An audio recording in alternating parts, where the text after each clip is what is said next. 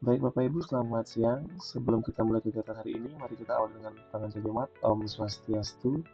Senang sekali Tiang Riki Paramarta, rekan Bapak Ibu di sini akan mendampingi Ibu atau membersamai kegiatan pada siang hari ini, yang mana kegiatan ini merupakan salah satu dari implementasi aksi nyata dari program pelatihan calon guru penggerak Angkatan 11 Kota Denpasar.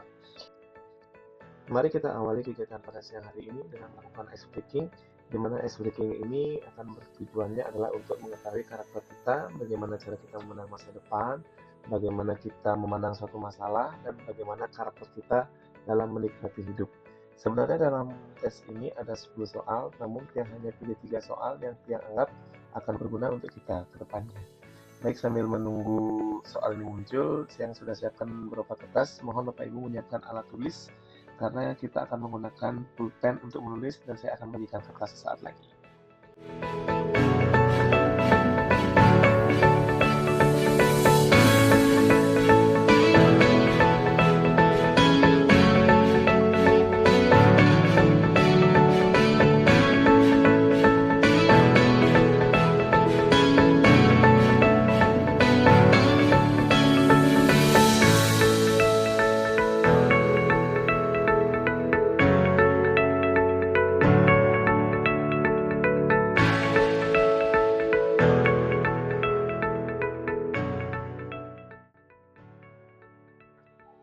Baik Bapak Ibu, saya sudah memegang beberapa lembar kertas di sini. Nah, kertas ini kita gunakan untuk kegiatan ice breaking ini. Nah, sekarang saya bagikan dulu kertas-kertas ini. Nantinya Bapak Ibu gunakan kertas ini untuk menulis apa yang muncul atau apa perintah yang muncul dalam slide saya di depan ini. Nah, jadi nanti akan ada beberapa gambar pada slide. Nah, sambil yang bagikan ini, Bapak Ibu dipersiapkan dulu dirinya, persiapkan alat tulisnya. Bagi yang belum membawa alat tulis, kita yang bantu untuk ambil alat tulis. Ya, oke, ini Pak tulisannya silakan gunakan pulpen aja biar lebih simpel dan cepat. Bu Yulia, ini kertasnya tolong dibantu untuk dibagi ya. Ya, kita akan mulai tesnya sesaat lagi. Silakan Bapak Ibu yang belum mendapat kertas, kita subsidikan kertasnya. Tolong dibagikan kepada teman-temannya agar lebih cepat kita melakukan kegiatan ice breaking ini dan kita akan lanjutkan dengan materi inti dari pertemuan kita pada siang hari ini. Yuk, yang di belakang sudah dapat kertas belum? Silakan kita cepat-cepat.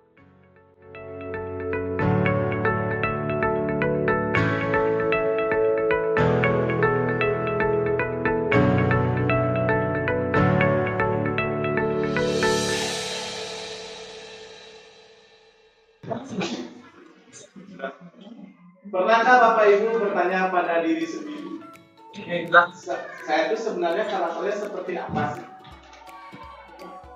Bercermin mungkin pernah kan? Siapa lagi? Oh, aku cantik, oh aku tampan. Oke, lanjut. Tes pertama.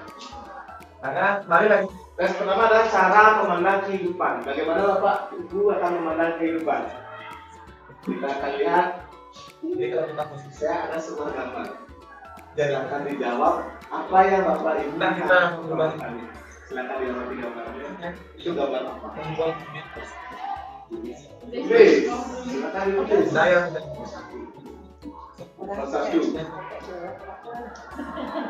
Ayo, gambar apa yang Bapak Ibu lihat? Saya lihat buaya gitu misalnya boleh. Tes pertama boleh. Saya lihat mobil atau saya lihat motor boleh.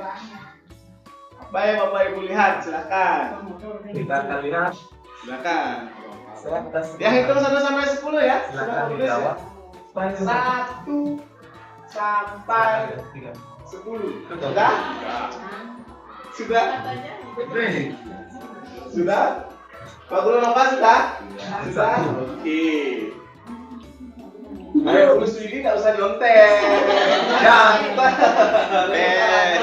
Jangan mencontek. Ayo. Satu-satu ya. Sebelum saya buka apa makna di balik gambar, saya mau tahu dulu. Bapak Ibu ini memandang kehidupan dengan cara apa dan gambar apa yang saya lihat? Baik, itulah kegiatan ice breaking yang lakukan pada saat aksi nyata 1.4 yang mana merupakan salah satu cara untuk memecah situasi di mana perekaman video ini dilaksanakan pada siang hari di saat siswa sudah mulai pulang dari kegiatan belajar mengajar di sekolah, sehingga perlu kiranya kita merefleksikan sejenak pikiran-pikiran tersebut menjadi hal-hal yang lebih menarik.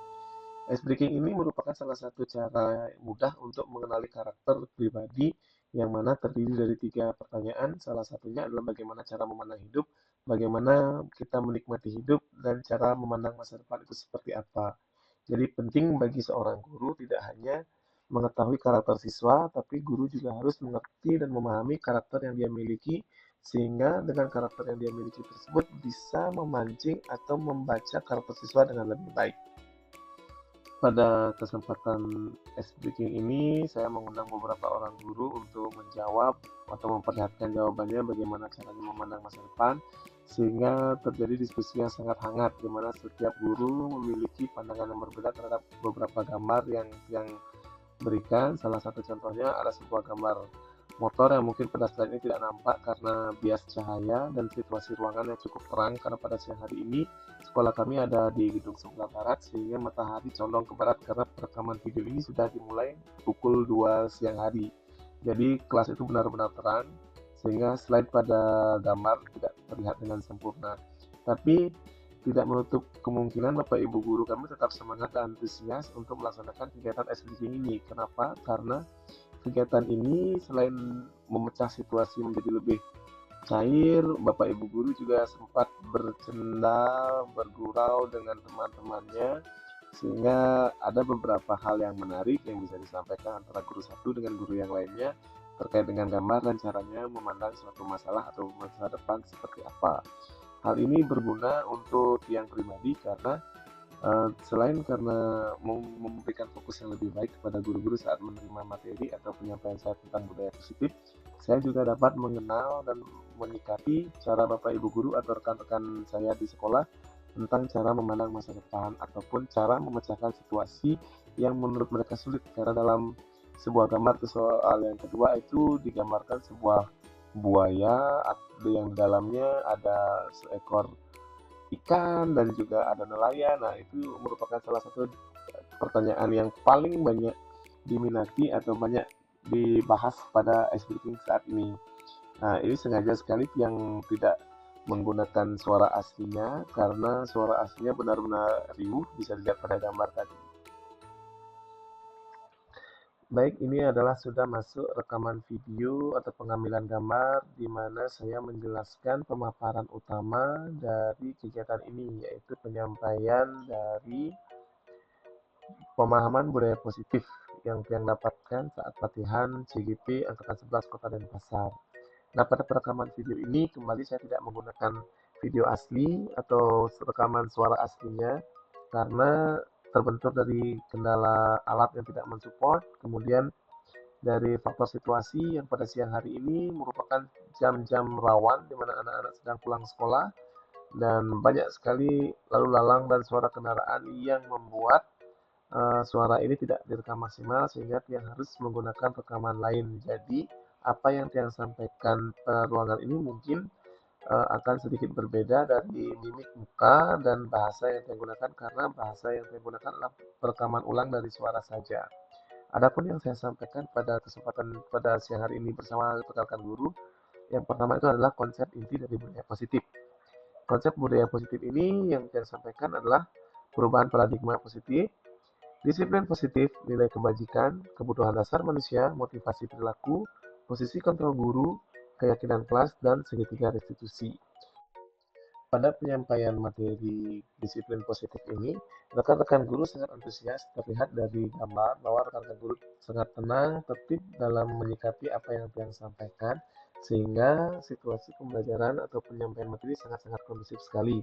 Meskipun pada dasarnya di ruangan ini banyak sekali suara-suara kendaraan yang lalu lalang, kemudian beberapa sekolah yang mengapit gedung kami menyelenggarakan puja Trisanio yang menggunakan speaker yang lumayan keras sehingga terjadi kebisingan yang cukup mengganggu dalam perekaman video ini, sehingga saya harus menggunakan dubbing ulang untuk pengulangan suara yang lebih baik. Kontrol inilah yang sering terjadi penyimpangan. Pendekatan yang Dia ibaratkan seperti ini. Miskonsepsi tentang teori kontrol. itu yang Kita mengontrol murid, ya atau tidak? Sekarang, Kamu harus dalam- bekerja di sini. Begini So, caranya. Ya kan? Berpakaianlah yang rapi. yang Terus lakukanlah tugas begini caranya, seperti ini, seperti ini, seperti ini. Alih-alih memanusiakan murid kita itu akan semua yang kita berikan, apa yang stimulus yang kita berikan itu akan kita mengontrol murid.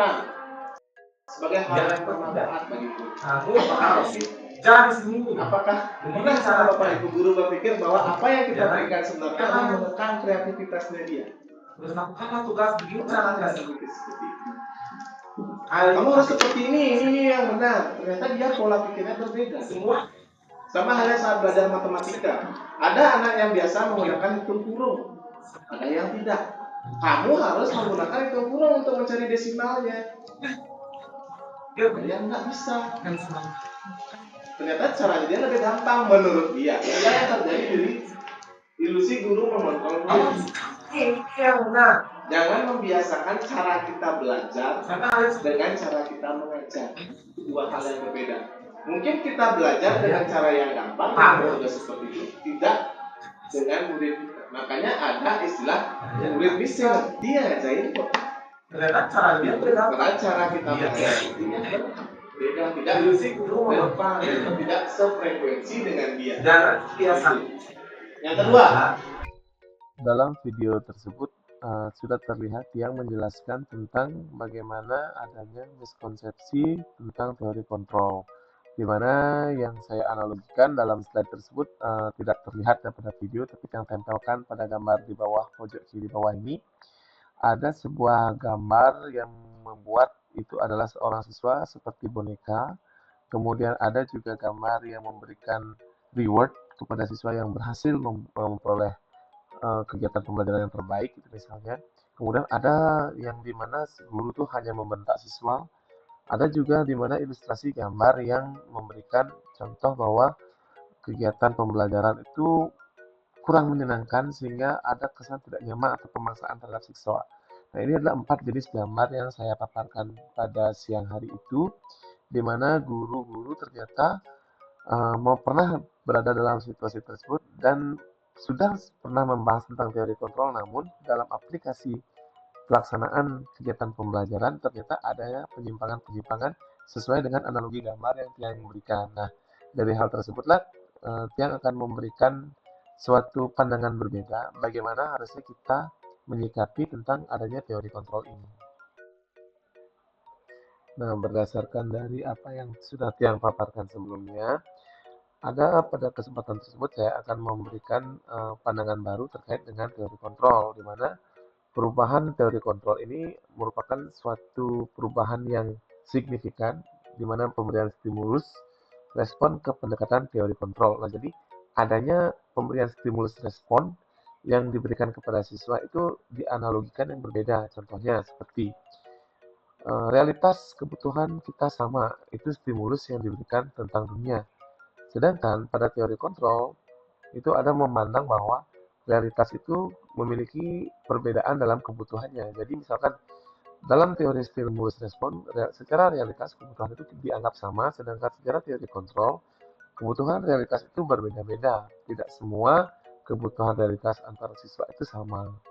Yang di sini yang analogikan seperti ada anak yang bisa menghitung dengan cara menjumlah susun, ada yang tidak. Begitu juga dengan anak yang dalam pelajaran matematika untuk menghitung desimal itu harus menggunakan bagi kurung, ada juga yang tidak. Itu bukan kesalahan pada anak dalam caranya belajar, melainkan kita yang harus menyesuaikan terkait dengan kebutuhan dari peserta didik kita. Itulah yang disebut dengan pendekatan teori kontrol.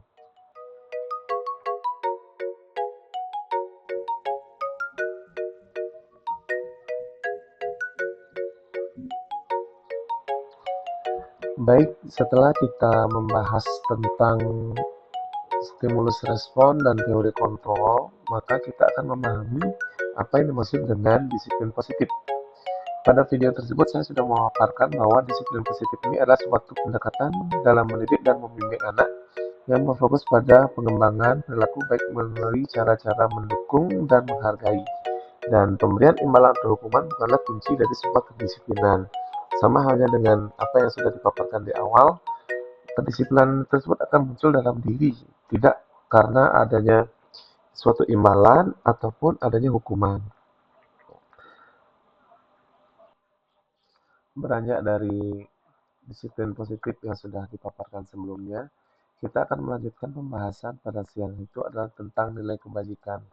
Nilai kebajikan ini adalah suatu nilai yang disepakati bersama tanpa adanya diskriminasi atau menguntungkan salah satu pihak baik etnis, suku, ataupun sejenisnya. Contoh nilai kebajikan atau intuisi organisasi, profil pelajar Pancasila, IBU, Primary Years Program PYP, 9 pilar karakter Indonesia atau Indonesian Heritage Foundation IHF. Nah, dalam pembuatan peraturan atau nilai kebajikan itu adalah dua hal yang sangat berbeda. Dalam peraturan selalu kembalikan buku pada tempatnya. Sedangkan dalam nilai kebajikan itu merupakan salah satu konsep tanggung jawab. Dalam sebuah peraturan dilarang mengganggu orang lain. Maka dalam nilai kebajikan itu artinya menghormati orang lain dan diri sendiri. Nah, dua hal ini adalah kunci dari namanya disiplin positif yang nantinya akan melahirkan suatu kesepakatan kelas. Pelaksanaan dia tidak bisa sakit. Dia sakit. Kemudian guru harus terbuka mencari masalah harus terbuka itu ada solusi atau tidak? Ada solusi atau tidak? Guru harus terbuka. Kemudian ini gambarannya. Ada solusi atau tidak? Ini gambar. 5 posisi kontrol resiko. 5. Kemudian Ibu ada di mana? ini gambar. Bapak Ibu Apakah sebagai penghukum, sebagai penguat rasa bersalah, sebagai teman, manajer, atau pemantau? 5. Silakan disimak 5 gambar tersebut di depan. Kertas yang tadi silakan Bapak Ibu tulis. Silakan Bapak Ibu tulis. Kira-kira, kira-kira nih, Bapak Ibu ada di mana? Posisi yang mana? Kalau dari gambaran segitiga restitusi tadi, dia akan tanyakan pendapat Bapak Ibu sama mengajar kelas Bapak Ibu ada di mana? Di posisi yang mana? Pembuat yang sama.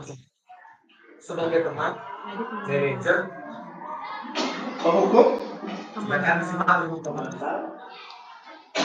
Kasih yang takut. Atau guru yang selalu membuat rasa bersalah pada murid? Kamu belum terlambat bagi sistem beterik. Nah, atau begitu? Apakah teman?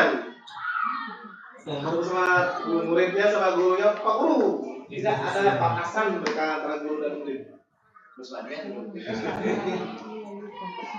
Atau manajer, yang sini kamu belajar, sampai sini belajar, sini belajar. Ada mantap, kamu belajar apa sih? Yang manakah Bapak Ibu? Sudah tahu posisinya ada di mana? Dia coba tanya Guru Hari. Guru Hari ada di mana posisinya, Bu? Kalau tiang di kelas sebagai pemantau. Sebagai pemantau. Karena saya tidak pernah menghukum muridnya yang agak Karena Bu gurunya tidak pernah menghukum. Kalau pada partner, posisinya ada di mana? Manajer. Pemantau juga. Kalau Bu Guru Mary? Saya sebenarnya bingung apakah saya sebagai pemantau atau sebagai manajer. Kalau saya sebagai pemantau, terus terang keadaan kelas tiang, kalau tiang terapkan seperti tadi itu mohon maaf sangat kurang efektif. Kalau menurut tiang ya, mungkin memang ini adalah sebuah rantai yang terus tersambung di nilainya. Misalnya saya membebaskan anak-anak saya datang ke itu misalnya, dan saya membebaskan ya. Saya pernah jadinya kelas saya satu tidak mengerjakan tugas, semua serba cuek. PR juga nah yang sekarang juga kan saya jangan ya akhirnya bukannya sabunnya sekarang sudah 5 kali nggak buat PR karena perubahan. Jadi saya bertanya pada diri saya sebenarnya kan jadi manajer yang melakukan. Baik, pada kasus yang disampaikan oleh Bu Mary berdasarkan pengalamannya pribadi, Bu Mary Niki dalam video tersebut menceritakan bahwa dalam kegiatan pembelajaran bahwa ada salah satu seorang siswanya yang mengalami permasalahan dalam kegiatan pembelajaran, yaitu siswa tersebut tidak mengerjakan PR bahkan sampai 5 kali. Nah, di sini Bu Guru Mary mulai meragu-ragukan esensi dirinya sebagai seorang guru. Apakah beliau bisa menjadi seorang manajer yang memanajemen kegiatan pembelajaran dengan baik, ataukah saya harus berubah peran menjadi atau menjadi kontrol yang lain atau pemberi hukuman atau teman atau bagaimana.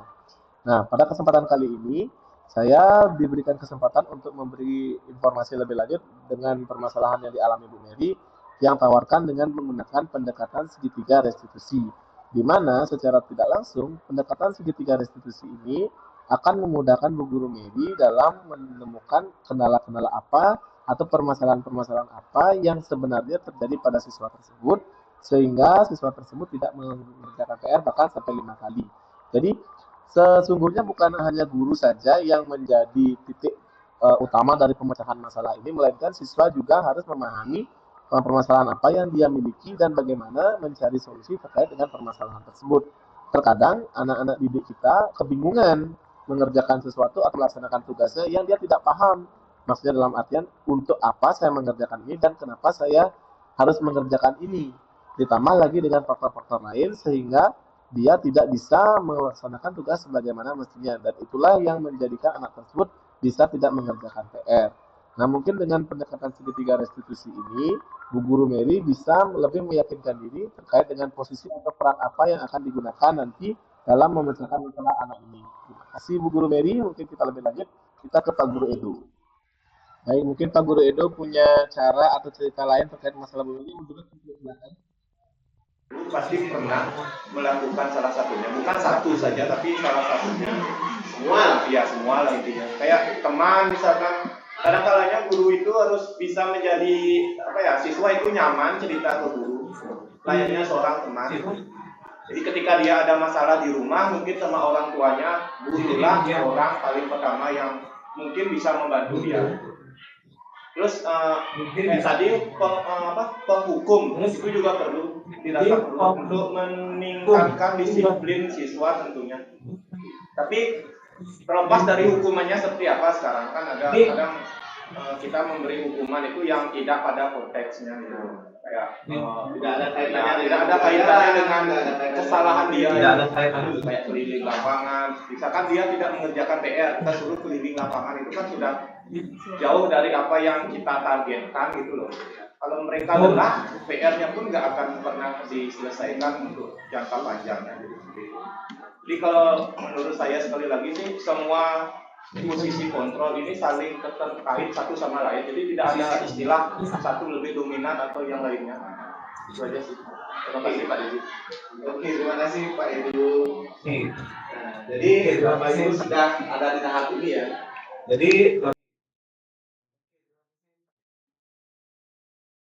hampir semua ada di sini ya. Pernah sebagai penghukum pernah.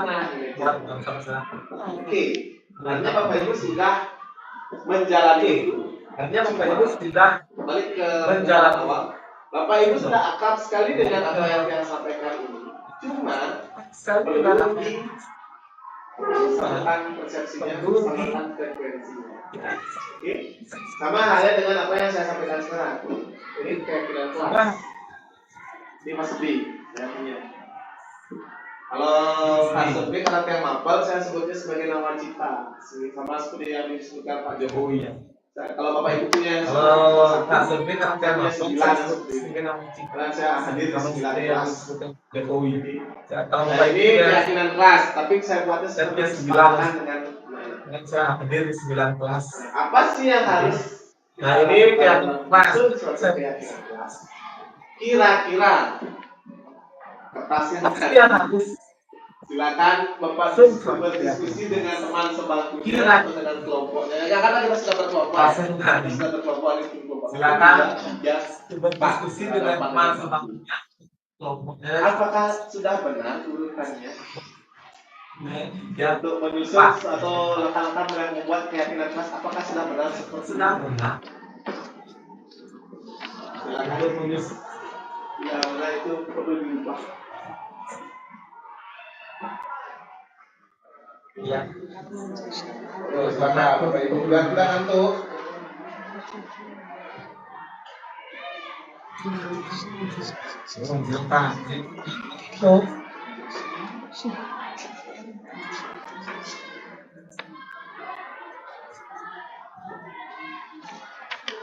Ayo.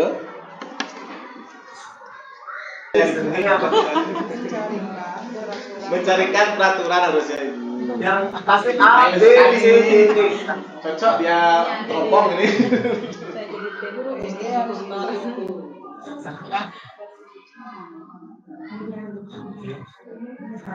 Menyarikan, typo.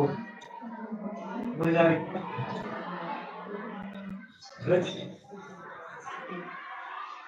Mulai sekarang ini. Ya. Sudah ketemu jawabannya? Sudah ketemu jawabannya?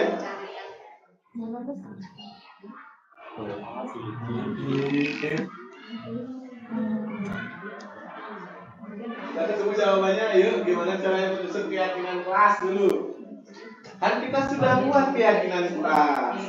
Bapak Ibu balik kelas sudah punya keyakinan kelas. Nah, sekarang apakah benar?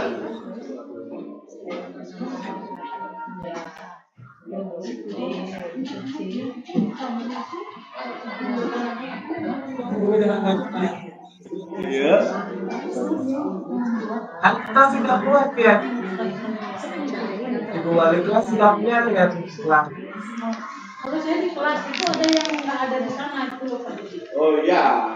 Kalau saya yang di kelas itu anak saya pertama itu saya minta anak itu buat kelas yang mereka. Kamu mau kelas ini seperti apa nantinya? Jadi itu yang saya pertama yang masuk ke sana.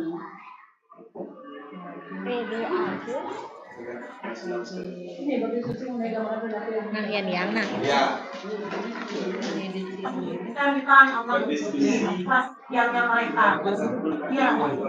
Karena skupnya lebih kecil. Kalau kelas tinggi ya masih diinginkan ke depan. Ayo, jadi esensi dari keyakinan kelas kita sebagai guru harus paham, tidak hanya sekedar membuat. Oh, teman-teman kita buat keyakinan kelas teman. Itu apa sih? Biar penuh aja temponya. Sudah apa Ibu? Belum. Iya. Yang itu 1 sampai 10. Ayo. Ini esensi dari ini. 2. Sebagai guru harus paham. 3. 4. Enggak apa sih? Biar ini. 6. Benar apa ini? 8. Yang itu 9. 10. 10. Ini adalah jawabannya. 3. Sebelum yang teks sebelumnya ini lah ya. Berdiskusi. 5. Nah. Oke. 7. 8. Yang paling pertama kita lakukan 9. adalah ininya ulang keyakinan kelas dari waktu ke waktu, berikan peraturan menjadi nilai kebajikan, kemudian berdiskusi dimunculkan peraturan yang baru, berdiskusi mengenai peran seluruh warga kelas, mengubah peraturan menjadi kalimat positif, berdiskusi mengenai gambaran perilaku yang mencerminkan keyakinan kelas. Itulah tahapan-tahapan yang harus dilalui sebelum kita melakukan apa yang disebut sebagai keyakinan. Jadi kita tidak hanya sekedar membuat atau siswa tersebut mengutarakan isi hasilnya tanpa mengetahui esensi atau makna di balik itu semua. Berdiskusi mengenai gambaran. Bisa Bapak Ibu ya? Bisa, sudah yang itu ini teman-teman. Ini Ini adalah slide saya yang terakhir. membuat atau Karena setelah ini yang berbicara di depan bukan yang lagi, tetapi Bapak Ibu guru. Oke. Bisa. Bapak Ibu guru akan biar aja Tetap berhitung seperti gelar. Yang ini adalah segitiga restitusi, tahapan-tahapan. Ini adalah slide restitusi. ya. Sudah Karena setelah ini yang sudah berbicara diamalkan di awal sebelumnya. yang lagi. Kalau tadi ada perumpamaan kasus, nah sekarang dia akan berikan kasus. Tidak dia yang berbicara tetapi dia mengundang Bapak Ibu guru untuk menyuarakan pendapatnya bersama kelompok. Yang bertanya yang pertama sebagai suatu keyakinan yang masyarakat dijelaskan kita, sebelumnya. apakah kelompoknya per fase? Apa yang akan membuatkan Bapak Ibu kelompok? Ayo ke depan, ayo. Yang nggak percaya, saya suruh ke depan, Ben.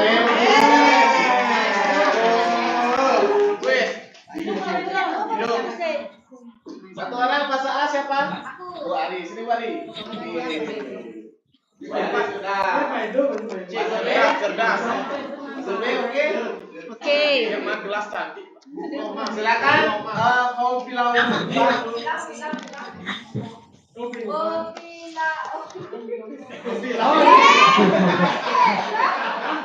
Satu orang. Jogi, Bapak Jogi. Oke. Oh yang Mari silakan pilih yang pertama. Pilih yang mana? Silakan. Biar speaker Pak. Silakan. Oke, Pak Jakarta. Oke, bukunya dapat yang kedua. Silakan Bapak Ibu yang sudah kembali ke kelompoknya. Silakan kembali ke kelompoknya masing-masing. Silakan berdiri. Silakan. Di sana siapa yang siapa kasus. Oke, Pak. Mana, Bu? Silakan. Silakan. Fase A dapat yang satu. Mogok Yulia. Percaya atau tidak, ini mau berurutan ya. Fase A dapat kasus 1, fase B dapat kasus 2, fase C dapat kasus 3. Ya. Main Pak Guru Arya dan Pak Guru Novanya curang, Pak. Kayak muridnya dia ngomongin. Nah, pada kesempatan kali ini sengaja kembali tiang dubbing atau hilangkan suaranya karena pada masuk forum diskusi ini atau ruang kolaborasi yang tiang kemas per fase, di mana di sini Bapak Ibu guru sudah duduk di per fase, di mana ada fase A, fase B, fase C yang sudah memilih kasus dengan cara diundi tadi ke depan perwakilan masing-masing fase dengan mengundi tersebut yang tidak ada settingan sama sekali, jadi benar-benar murni yang akan melihat bagaimana Bapak Ibu guru yang ada di sini untuk memecahkan kasus-kasus tersebut, di mana 3 kasus tersebut memiliki cerita-cerita yang berbeda. Salah satunya ada yang menanyakan tentang bagaimana posisi kontrol guru, terus bagaimana bila menjadi seorang kepala sekolah, dan ada juga bagaimana terkait dengan tindakan atau refleksi, dan semua terbagi menjadi dalam 3 kasus ini. Nah, Bapak Ibu guru di fase A, fase B, fase C kemudian akan berdiskusi mencari solusi terkait kasus tersebut yang nantinya pada bagian akhir akan mengadakan presentasi. Nah, tiang di sini selaku narasumber lah atau misalkan orang yang berbagi praktek baik dalam kegiatan aksi nyata ini yang hanya mengkoordinasikan atau memandu bagaimana diskusi tersebut akan lebih hangat dan lebih aktif. Nah, karena saking aktifnya diskusi ini, ditambah lagi dengan suasana sekolah yang cukup ramai, jadi dubbing ini saya menceritakan secara spesifik lagi kegiatan-kegiatan tersebut. Jadi karena pengambilan video ini hanya pada satu angle saja, tidak berjalan kemana-mana karena keterbatasan alat dan sumber daya yang ada, maka posisi diskusi hanya bisa terlihat pada bagian belakang saja. Sedangkan saya pada gambar ini tidak terlihat karena saya ada di fase C yang tidak terdapat gambar, sedang memecahkan satu permasalahan terkait dengan posisi kontrol guru dan bagaimana tindak lanjutnya. Di sini ada beberapa rekan-rekan guru juga yang menanyakan tentang segitiga restitusi tersebut. Di fase A nanti juga akan ada beberapa pertanyaan yang akan muncul dan saya akan berikan pertimbangan-pertimbangan atau pertanyaan pemantik, umpan balik yang bisa menjadi satu pemahaman baru terkait konsep dengan segitiga restitusi dan 5 peran kebutuhan manusia terhadap kontrol.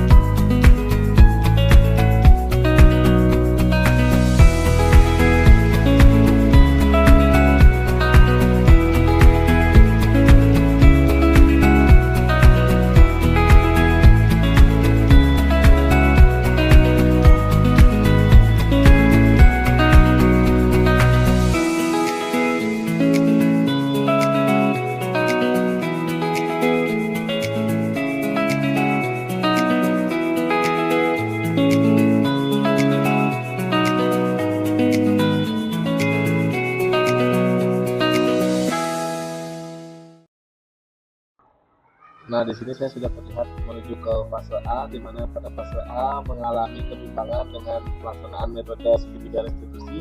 Jadi saya hadir dan ikut serta dalam kegiatan diskusi tersebut. Nah, di fase B juga sudah mulai diskusi hangat, di mana di sana ada guru PJOK, Pak Guru Nova, dan Bu Guru Puspa, ditambah dengan Bu Guru Yulia yang mana merupakan komite pembelajaran di SD Negeri Sulangampiang pada kegiatan Sekolah Penggerak Angkatan Pertama. Jadi diskusi di fase B itu sangat hangat sekali. Yang menjadi peak point yang adalah di fase A, yang mana fase A merupakan dominasi dari guru-guru yang baru tergabung di SD Negeri Sulangampiang, yang merupakan guru-guru dari P3K baru yang baru pertama kali mengenal yang namanya segitiga restitusi, bagaimana menyikapi suatu permasalahan yang nantinya akan dijadikan solusi oleh guru dan juga peserta didik.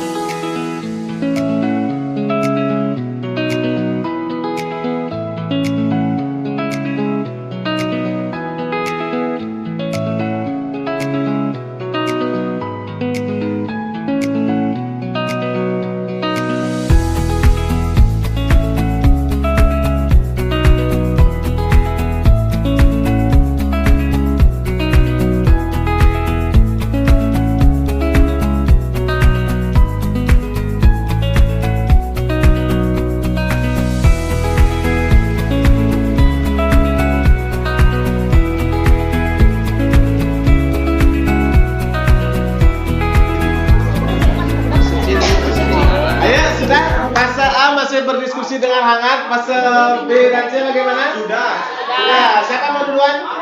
Boleh aja. Fase C. Oke, silakan dua orang silakan mungkin apakah akan mengurus dua juri? Tidak. Silakan dua orang. Satu menceritakan kasus, satu lagi mencari pemesan masalah. Bapak Ibu yang lain bisa disimak oleh fase C. Dari Bu Putri. Silakan. Bapak Ibu, dari perwakilan fase C akan menceritakan keluarga, kemudian menganalisisnya ya. Jadi kami ini akan membacakan kasusnya. Ibu Dani sedang menjelaskan pelajaran bahasa Inggris di papan tulis. Namun, beliau memperhatikan bahwa Fajar malah tidur-tiduran dan tampak acuh tak acuh pada pembelajarannya. Fajar, coba jawab pertanyaan nomor 3. Maju ke depan dan kerjakan di papan tulis. Ibu Dani Fajar sedang pun tampak malas-malasan maju ke depan, dan sesampai di depan papan tulis pun Fajar hanya diam terpaku sambil memegang buku bahasa Inggrisnya dan memainkan spidol di tangannya. Ayo Fajar, makanya jangan tidur-tiduran. maju ke depan dan Sudah sana, duduk kembali. Kira-kira siapa yang bisa?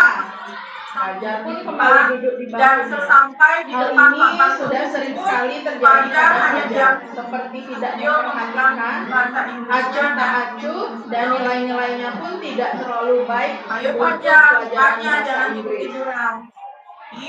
Pada saat ditegur oleh Ibu Dani, Fajar hanya menjawab, tidak tahu Bu. Ibu Dani pun menjawab diri. Gimana kamu Fajar? Kamu tidak kasihan sama ibu ya? Ibu sudah capek-capek mengajar kamu, tidak kasihan sama ibu?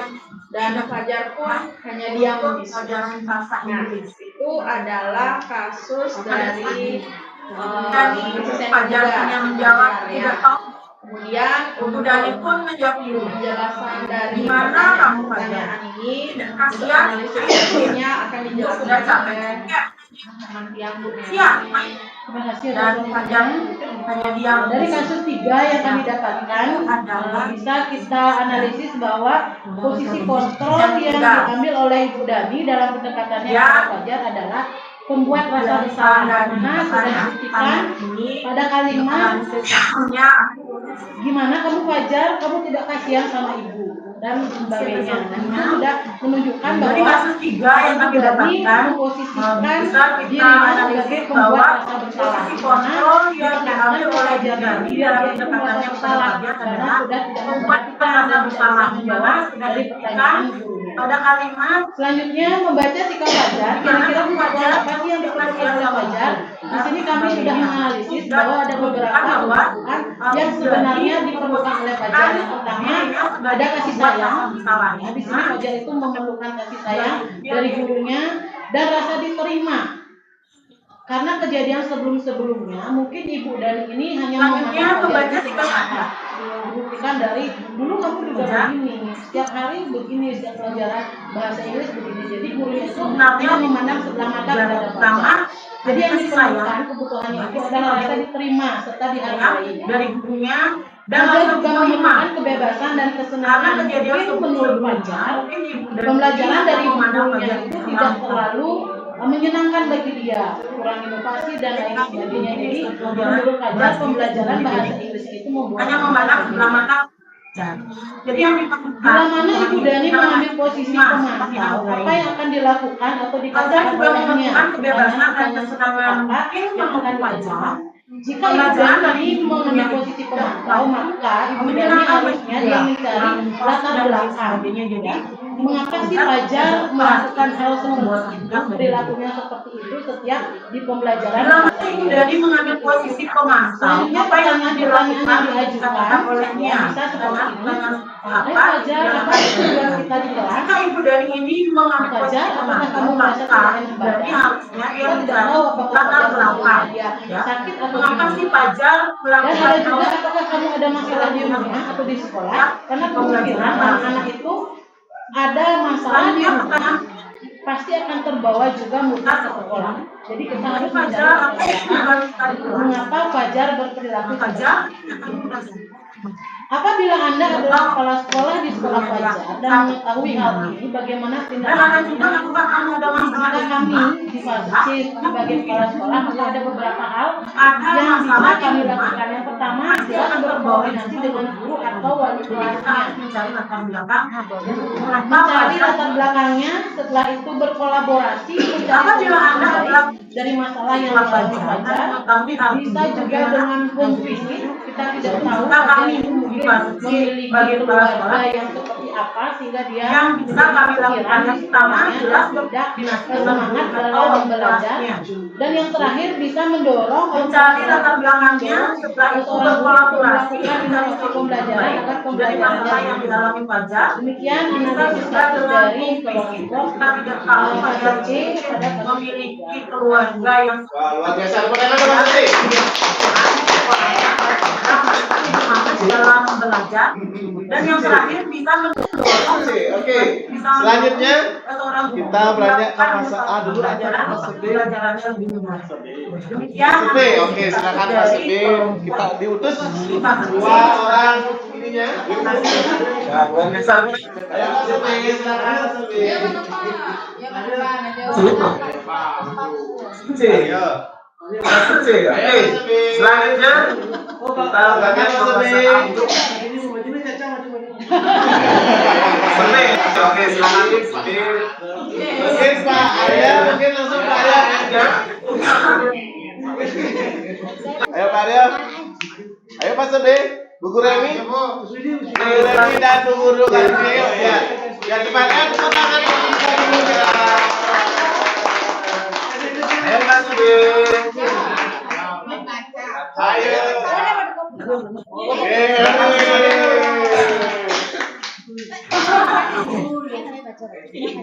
Ya, Ibu baca dulu. Mungkin Pak Arya, mungkin langsung Pak.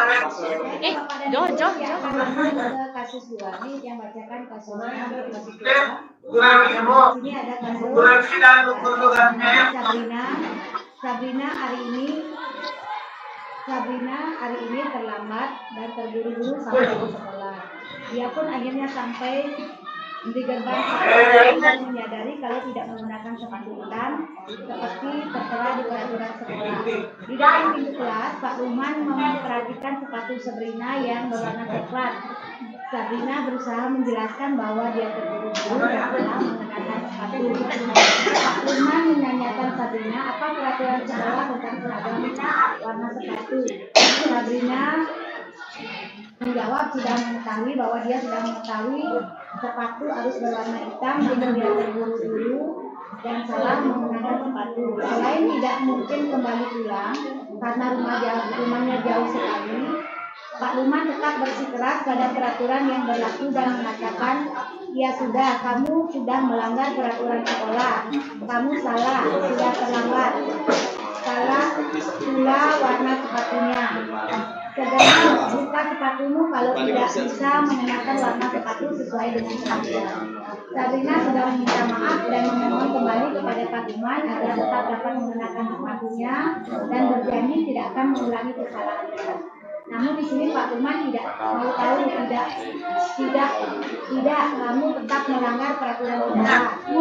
Kalau tidak sanggup ambil sepatu di rumah atau diantarkan sepatu ke sekolah, ya sudah, kamu tidak bersepatu saja seharian di sekolah. Sekarang copot sepatumu dan silakan belajar tanpa sepatu seharian. Sabrina pun dengan berat hati mencopot sepatunya dan memberikannya kepada Pak Luman. Seharian dia tidak berani berkeliling sekolah karena malu dan lebih banyak berdiam diri di depan di kelas tanpa alas sepatu. Itu kasus yang dialami Sabrina. Terus jawaban dari kasus ya. Yes. Terima kasih atas waktunya. Jadi di sini kami mewakili fase B akan menjawab pertanyaan dari kasus 2. Yang pertama, pertanyaannya sikap posisi yang diambil Bapak Lukman adalah posisi penghukum, karena di sana Bapak Lukman itu menghukum Sabrina, walaupun Sabrina itu sudah menyadari kesalahannya, tetapi beliau tetap bersikeras untuk menghukumnya. Kemudian pertanyaan yang kedua, bila Bapak Lukman mengambil posisi manajer, pertanyaan apa yang akan diajukan kepada Sabrina? Jadi setelah kami berdiskusi, pertanyaan yang akan dilontarkan oleh Bapak Lukman bila mengambil posisi manajer, yakni yang pertama, Bapak Lukman akan menanyakan apakah Sabrina itu mengetahui peraturan apa saja yang ada di sekolah ini. Kemudian Bapak Lukman menggiring peraturan apa saja yang ada di sekolah ini, dan Bapak Lukman juga menggiring nanti apabila sudah tahu peraturan itu, apakah Sabrina akan mentaati peraturan tersebut. Seperti itu. Kemudian jika sudah meyakini Sabrina untuk mentaati peraturan tersebut, Bapak Lukman akan menanyakan apakah kegiatan atau perilaku Sabrina tadi pagi itu termasuk pelanggaran dari peraturan yang ada di sekolah. Jika ya, Bapak Lukman akan menggiring lagi Sabrina untuk open minded bahwa itu adalah salah. Kemudian kalau salah itu harus bagaimana, begitu. Apakah Sabrina akan merubah sikapnya atau tetap seperti itu? Kemudian Bapak Lukman juga menanyakan apakah rencana Sabrina setelah ini apakah akan tetap terlambat bangun siang, ataukah akan dirubah manajemen waktunya dirubah agar tidak terlambat, kemudian tidak salah lagi menggunakan sepatu. Kemudian pertanyaan yang terakhir yakni, jika saya sebagai kepala sekolah di sekolah tersebut, nilai kebajikan yang dituju oleh peraturan di sekolah harus, yakni nilai kebajikannya yaitu kedisiplinan dan tanggung jawab. Demikian dari fase B. Terima kasih. Mari kita undang fase yang terakhir, yaitu adalah fase A.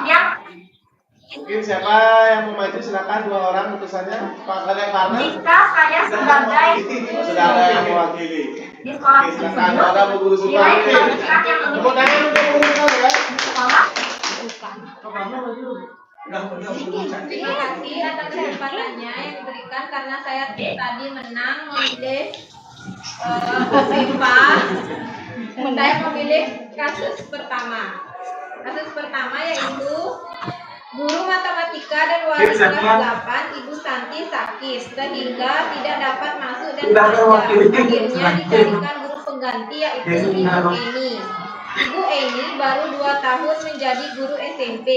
Beberapa murid perempuan yaitu Vivi dan Natali mengetahui hal ini dan mulai menggunakan kesempatan dan bersikap seenaknya, tertawa dan tidak mengindahkan kehadiran Bu Eni. Bu Eni mencoba menyapa Vivi dan Natali dengan ramah sambil mengingatkan mereka untuk tetap fokus pada pengerjaan tugas. Ayolah, tugasnya dikerjakan. Nanti ibu ditegur oleh bapak kepala sekolah kalau kalian tidak mengerjakan tugas. Tolong bantu ibu ya. Namun Vivi dan Natali malah menjadi tertawa. Ah ibu, santai saja bu. Mereka tetap tidak mengerjakan tugas dan malah mengobrol. Keesokan harinya Ibu Santi memanggil Vivi dan Natali serta menanyakan tentang laporan Bu Eni. Ibu Santi menanyakan apakah mereka bersedia memperbaiki permasalahan yang ada. Vivi dan Natali sempat ragu-ragu dan membela diri, namun akhirnya mengatakan akan meminta maaf. Ibu Santi menanggapi bahwa tindakan itu boleh saja dilakukan bila mereka sungguh-sungguh ingin meminta maaf. Namun Ibu Santi menanyakan kembali, apa yang mereka bisa lakukan menggantikan rasa tidak dihormati Ibu Santi? Baik Vivi maupun Natali mengakui bahwa perilaku mereka tidak sesuai dengan keyakinan kelas. Ibu Santi melanjutkan kembali apa yang akan mereka lakukan untuk memperbaiki masalah apakah ada gangguannya. Setelah berpikir-pikir sejenak, Natali dan Vivi mengusulkan bagaimana kalau mereka mengadakan sebuah diskusi kelompok dengan teman sekelasnya. Tema yang mereka pilih adalah penerapan keyakinan kelas terutama tentang sikap saling menghormati dan bagaimana penerapan di kehidupan sehari-hari di sekolah. Usulan kedua adalah mengirim email kepada Bu Eni tentang gagasan mereka tersebut. Mereka pun memberitahu Bu Eni bahwa mereka telah memberitahu kepala sekolah Pak Hasan bila lain waktu ada ketiadaan guru, maka mereka akan mengusulkan Bu Eni sebagai guru pengganti. Penerapan keyakinan merupakan sesuatu yang sudah dijalankan oleh Ibu Santi, di mana yang pertama mengambilkan identitas di sekolah. Pramuka kesalahan dari kasus ini diberikan bahwa adanya perilaku gagasan mereka dari mereka guru, diberikan adanya guru pengganti di kelas tersebut. Lalu yang kedua, konsolidasi tindakan. Ibu Santi menanyakan apakah mereka bersedia untuk memperbaiki kesalahannya. Pertama mereka ragu-ragu, tapi akhirnya mereka mau mengiyakan. Lalu yang ketiga, menanyakan keyakinan. Di mana di sini pertama lakukannya adalah menanyakan tentang laporan Ibu Eni. Lalu yang kedua, menanyakannya tentang kesediaan memperbaiki kesalahan dan menanyakan tentang keadaan kelas. Lalu yang kedua, apakah restitusi yang diusulkan itu tidak sudah sesuai dengan pelanggaran yang sudah dibuat? Apakah langkah-langkah restitusi yang telah diusulkan oleh mereka yang diusulkan kali itu sudah sesuai dengan pelanggaran yang telah dibuat dan sudah yaitu mengadakan sebuah diskusi kelompok dengan teman-teman sekelasnya dan mereka memilih keyakinan kelas terutama tentang sikap saling menghormati dan bagaimana penerapan di kehidupan sehari-hari.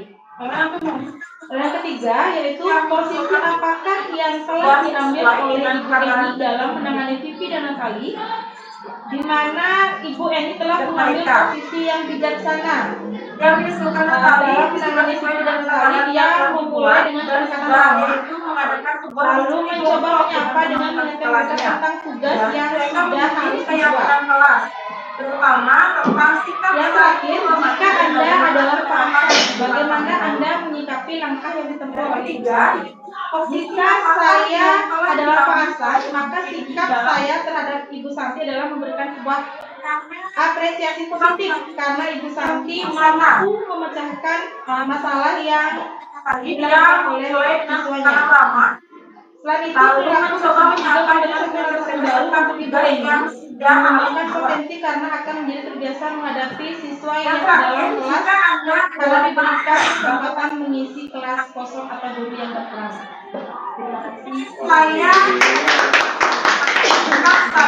Dari tiga kasus tersebut kita sudah bisa memahami apa itu tiga restitusi dan bagaimana kita mendapatkan atau memposisikan kita sebagai kontrol, penghukum atau apapun.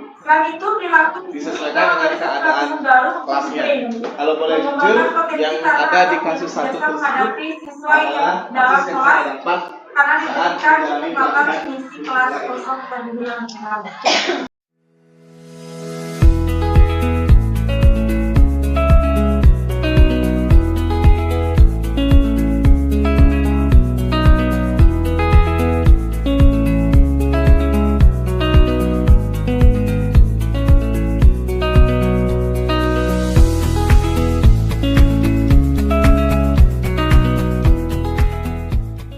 Segitiga restitusi adalah konsep yang dikembangkan oleh Diane Goosen untuk mengelola perilaku siswa di lingkungan pendidikan. Model ini membantu siswa memahami dampak perilaku mereka. Segitiga restitusi terdiri dari 3 komponen utama, yaitu stabilisasi, validasi, dan restitusi. Dengan mengadopsi pendekatan ini, diharapkan siswa dapat belajar dari kesalahan mereka. Pada saat kegiatan pembelajaran di kelas terdapat salah satu siswa yang mencontek saat pelaksanaan evaluasi pembelajaran. Sebagai seorang guru hendaknya menyelesaikan permasalahan tersebut dengan metode segitiga restitusi.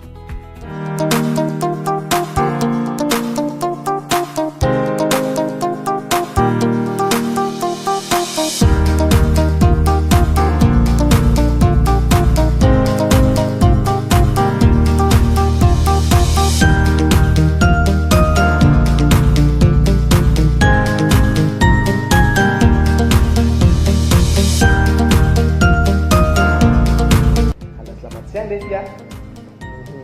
Cengar-cengir. Kira-kira Devia ngapain Pak Guru panggil di sini? Ayo, tahu nggak? Nggak tahu. Tadi merasa nggak waktu pelajarannya Pak Guru Devia itu mencontek?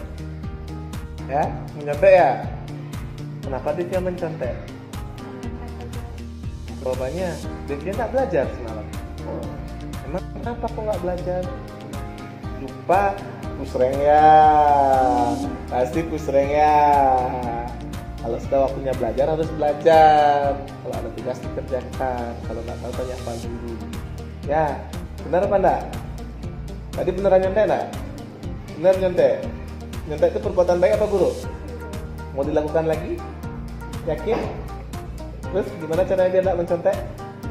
Belajar. Kapan belajarnya? Hari ini? Seterusnya. Mulai dari kapan? Dari hari. Jadi sama Pak Guru nggak nyontek lagi? Benar? Pada saat kegiatan pembelajaran di kelas terdapat salah satu siswa yang berperilaku kurang baik dan mengarah pada tindakan perundungan. Sebagai seorang guru, hendaknya menyelesaikan permasalahan tersebut dengan metode segitiga restitusi.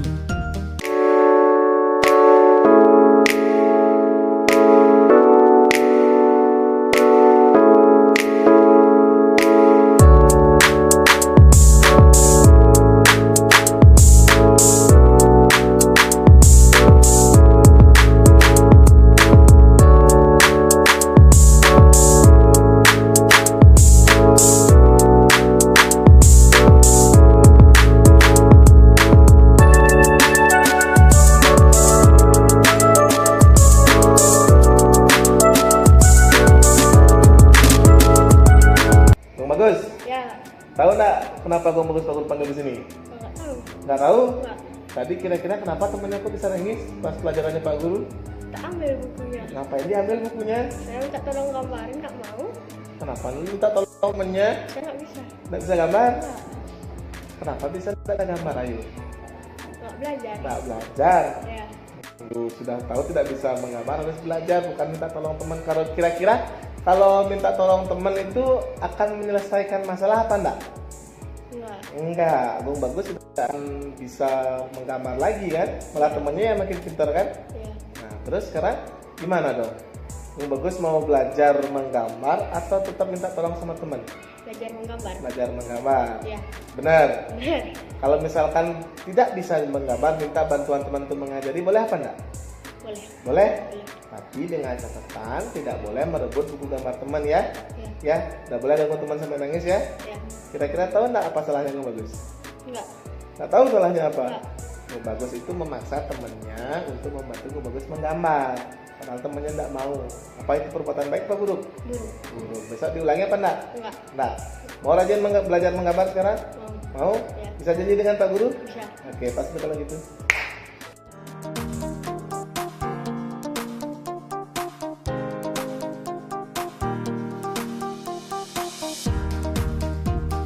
Perkenalkan, nama saya Devia, saya dari kelas 6C. Saya senang belajar dengan Pak Guru Dedi karena Pak Guru Dedi memberikan saya solusi atas permasalahan saya. Terima kasih. Perkenalkan, nama saya Agung Bagus dari kelas 6C. Dan Pak Guru Dedi, saya merasa senang karena Pak Guru Dedi telah membantu saya memecahkan masalah saya. Terima kasih untuk Pak Guru Dedi. Penanganan kasus dengan menggunakan pendekatan segitiga restitusi diharapkan mampu memberikan ruang untuk guru menempatkan diri sebagai manajer dengan mengajukan pertanyaan yang bermakna, dan membuat murid lebih mandiri, percaya diri, dan bertanggung jawab. Sekian dan terima kasih.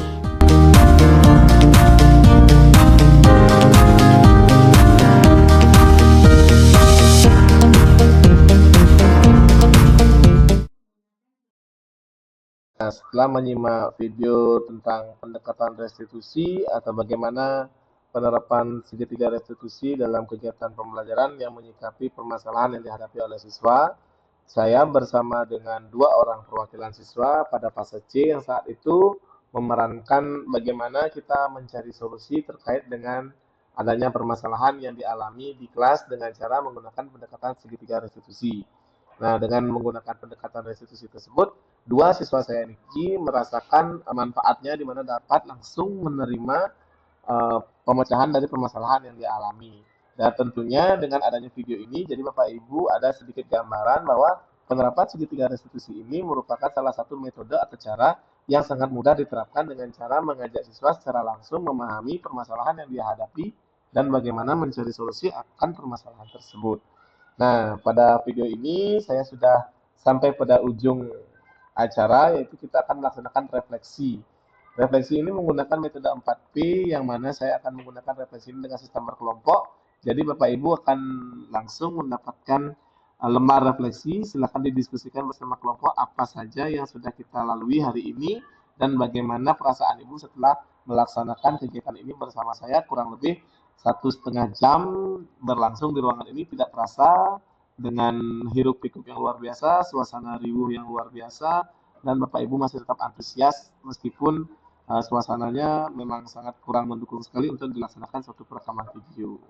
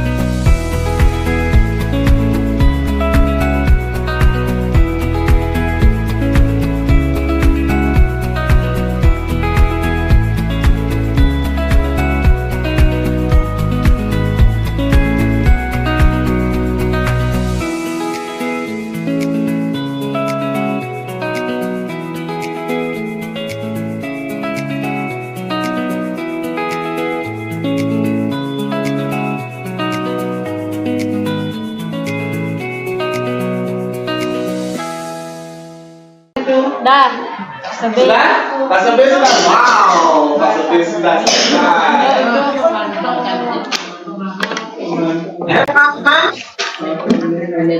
Fase B sudah selesai.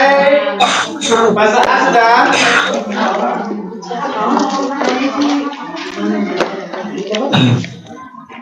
Fase A sudah, fase B sudah, fase C oke. Karena ada dua orang yang dua fase sudah selesai, saya akan undang satu saja karena dibatasi waktu. Siapa yang ke depan menghadap Pak sudah tidak sabar rupanya. Silakan Pak Dek untuk membacakan refleksi kita hari ini. Ayo Pak Dek, silakan ke depan. Ayo Pak Dek. Ya, selamat. Tepuk tangan untuk Pak Dek. Pak Dek akan membacakan refleksinya dari fase A. Apa yang didapatkan dari fase A? Terima kasih sebelumnya ya. Saya dari fase A yang membacakan refleksi pelajaran. Hal yang dulu ada malam seperti ini, peristiwa apa yang saya alami saat diskusi, mempelajari hal-hal baru. Apa itu hal-hal baru? Ya, baru seperti budaya positif. Oke, ada perasaan yang sekarang saya rasa adalah senang dan bahagia karena mendapatkan apa namanya metode belajar yang bagus. Pembelajaran apa yang akan dapatkan? Segitiga restitusi. Restitusi. Segitiga apa yang didapatkan? Segitiga restitusi. Hal yang akan saya lakukan menerapkan pembelajaran 5 posisi kontrol guru. Oke, tepuk tangan untuk Pak Kadapat. Terima kasih Pak. Mungkin satu lagi dari Pak Zace, silakan Pak Kudus. Pembelajaran yang segitiga restitusi. Ayo Pak Kudus. Iya, siap. Kami yang dapatkan Yang aku alami saat ini, apa yang saya alami saat diskusi ini, bekerja secara berkelompok. Perasaan yang sekarang saya rasakan, perasaan yang dirasakan saat diskusi, perasaan yang kami rasakan senang. Oke.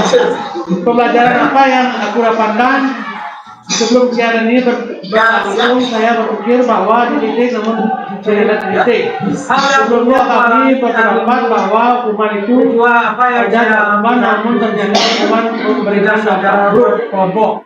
Hal yang akan saya lakukan setelah kegiatan yang akan segera berjalan titik, menerapkan disiplin titik dan segitiga restitusi. Oke. Silakan Pak dari Mas Ade, silakan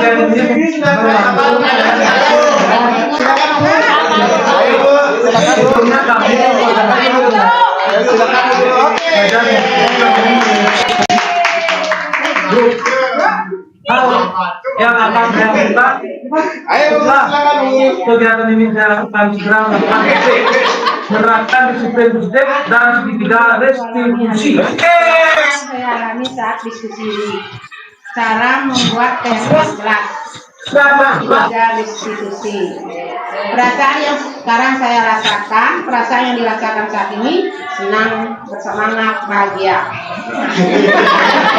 Pelajaran apa yang aku dapatkan sebelum kegiatan ini berlangsung, saya berpikir bahwa namun